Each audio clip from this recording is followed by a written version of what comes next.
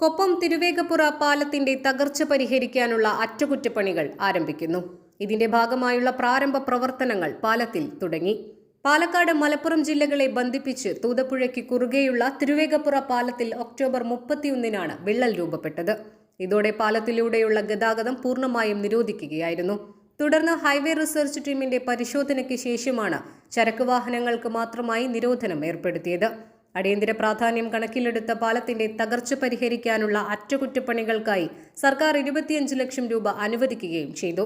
എന്നാൽ highway research ടീമിന്റെ പരിശോധനാ റിപ്പോർട്ട് ലഭ്യമാവാനുണ്ടായ കാലതാമസം പ്രവൃത്തികൾ നീളാനിടയായി. ഇത് പ്രതിഷേധങ്ങൾക്ക് ഇടവരുത്തിയിരുന്നു. പരിശോധനാ റിപ്പോർട്ട് ലഭ്യമായ സാഹചര്യത്തിലാണ് ഇപ്പോൾ അറ്റകുറ്റപ്പണികളുമായി അധികൃതർ രംഗത്തിറങ്ങിയിരിക്കുന്നത്. തകർന്ന സ്ലാബിന് ബദലായി പുതിയ സ്ലാബ് സ്ഥാപിക്കുന്നതുൾപ്പെടെയുള്ള പ്രവൃത്തികളാണ് നടപ്പാക്കുക. മറ്റനുബന്ധ പ്രവർത്തനങ്ങളും നടത്തും. അറ്റകുറ്റപ്പണികൾക്കായുള്ള സാമഗ്രികൾ എത്തിച്ചുള്ള പ്രാരംഭ പ്രവർത്തനങ്ങളാണ് കഴിഞ്ഞ ദിവസം മുതൽ ഇവിടെ ആരംഭിച്ചിരിക്കുന്നത്.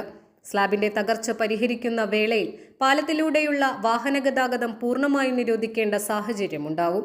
ഇതുമായി ബന്ധപ്പെട്ട നടപടികൾ ഒരാഴ്ചയ്ക്ക് ശേഷമേ ഉണ്ടാവാൻ സാധ്യതയുള്ളൂ. News desk 3 Max Live.